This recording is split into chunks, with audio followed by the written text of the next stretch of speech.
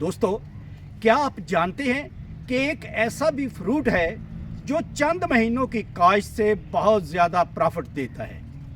जी हाँ, इसे कहते हैं पपीता। तो दोस्तों, इस वक्त खड़ा हूँ मैं पपीते के बाग में और आपको आज का व्लॉग पपीते पर दूंगा कि कैसे कम वक्त में थोड़ी ज़मीन पर आप ज़्यादा काश्त कर सकते हैं और पपीते से ज़्यादा पैदावार ले सकते हैं, मुनाफा कमा सकते हैं। ये तमाम की तमाम तफसीलात आज को आपके व्लॉग में मिलेंगी, लिहाजा वीडियो के एंड तक मेरे साथ जुड़े रहिएगा।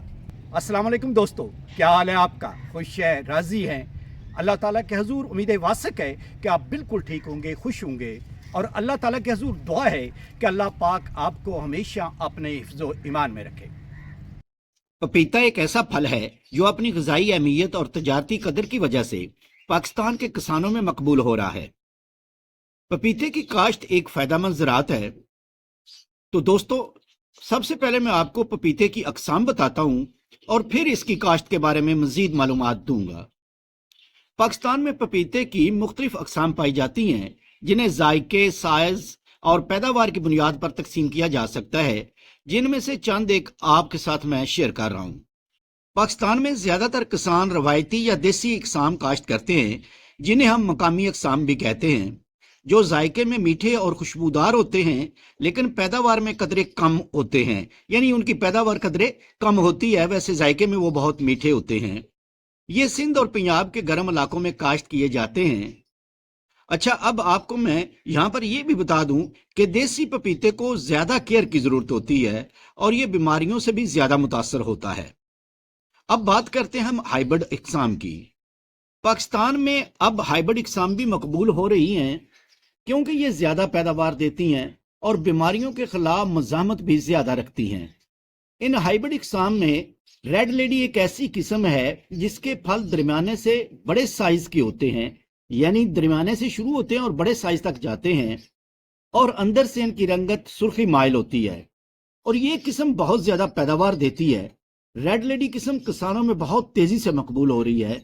यानी हाइब्रिड इकसाम में रेड लेडी एक ऐसी किस्म है जो पाकिस्तान में इस वक्त बहुत ज़्यादा मकबूलियत की तरफ जा रही है। हाइब्रिड इकसाम की दूसरी किस्म है सोलो। ये हाइब्रिड किस्म जो है ये बैनुल अक़वामी मार्केट में भी मकबूल है। इस किस्म के फल जो होते हैं वो छोटे होते हैं, मगर जायके में बहुत मीठे होते हैं। फिर एक इसकी और किस्म है जिसे सनराइज कहते हैं। पपीते की इस किस्म के फल लंबे होते हैं और इसका अंदरूनी हिस्सा सुर्ख और खुशबूदार होता है। ये किस्म बैनुल अक़वामी मार्केट में भी मशहूर है और गर्मियों में बेहतरीन पैदावार देती है। इसके अलावा और भी अक़साम हैं, जैसे देसी, जंगली अक़साम। इनके फल छोटे होते हैं और इनका जायका भी ज़रा कम मीठा होता है और ये दही इलाकों में ज़्यादा उगाई जाती हैं। अच्छा, इनको अगर कम पानी दिया जाए और कम खाद डाली जाए तो फिर भी ये अच्छी पैदावार देती हैं। इनके अलावा भी पपीते की और भी बहुत सी अक़साम हैं।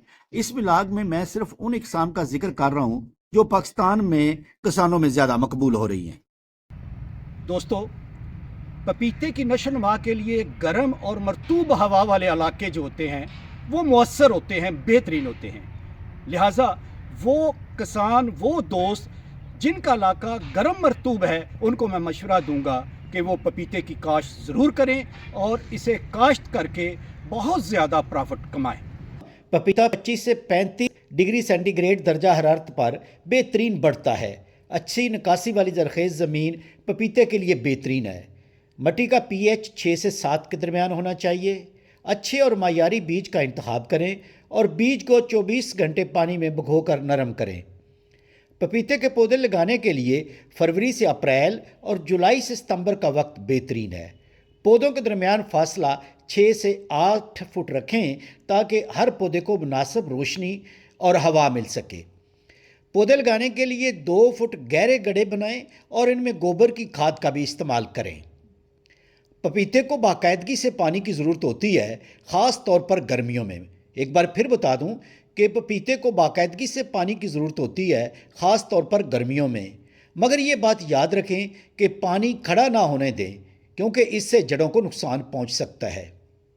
एक और बात भी याद रखें کہ کھاد کے استعمال کے ساتھ ساتھ کیڑوں اور بیماریوں کے خلاف باقاعدہ سپرے کریں۔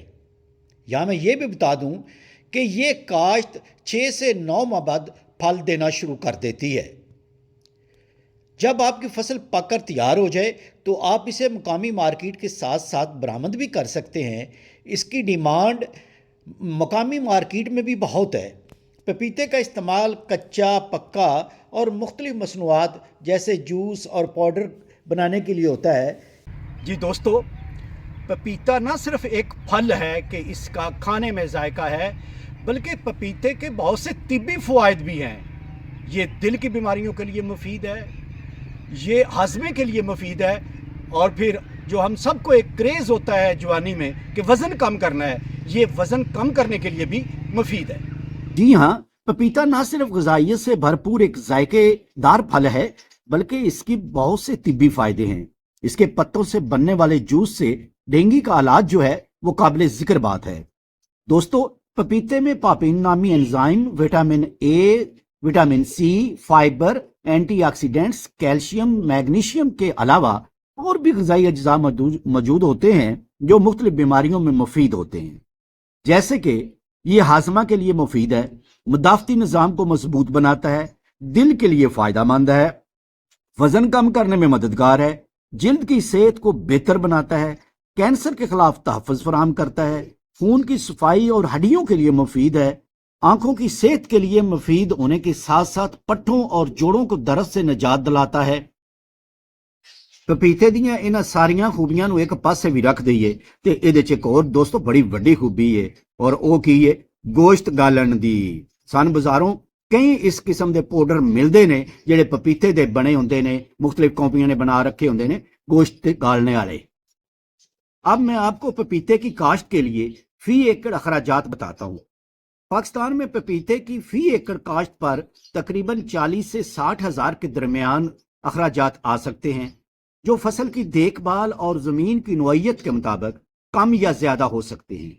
یہ اخراجات شروع کے چند مہینوں میں ہوں گے، جبکہ پیداوار کا دورانیہ تقریباً 6 سے 9 ماہ تک کا ہوتا ہے۔ اس کے بعد پپیتے کی فصل سے حاصل ہونے والے فوائد کا آغاز ہو جاتا ہے۔ جی، اب میں آپ کو ان کے اخراجات کی تفصیل بتا دیتا ہوں۔ نرسری پودوں یا بیج کی قیمت جو ہے وہ 10 سے 15 ہزار تک، یعنی آپ نرسری خود اس کی لگاتے ہیں، اس کے لیے بیج لیتے ہیں یا پھر آپ پودے لیتے ہیں تو اس کے لیے فی ایکڑ 10 سے 15 ہزار جو ہے نا وہ اس کے اخراجات ہوں گے۔ زمین کی تیاری جیسے اس میں ہل چلانا، جڑی بوٹیاں نکالنا، کھدائی وغیرہ کرنا، 5 سے 8 ہزار روپے تک فی ایکڑ اس میں لاگت آئے گی۔ اور کھادوں کی قیمت جیسے اس میں کھادیں ڈالنی ہوتی ہیں، اس میں پوٹاش بھی ہوتی ہے، اس میں فاسفورس بھی ہوتی ہے، یعنی وہ کھادیں جو ہوتی ہیں ان پر تقریباً 10 سے 15 ہزار روپے اس کے اخراجات آ جائیں گے۔ پانی کی فراہمی، اب اس کو جو آپ نے پانی دینا ہے، موسٹلی ہم ٹیوب ویل کے ذریعے پانی دیتے ہیں، اور جو ایڈوانس کنٹریز میں طریقہ کار ہیں جیسے ڈرپ اریگیشن وغیرہ وہ تو ہم استعمال نہیں کرتے۔ تو اگر آلریڈی ہمارا پہلے بور لگا ہوا ہے تو پھر اخراجات اور کم ہو جائیں گے۔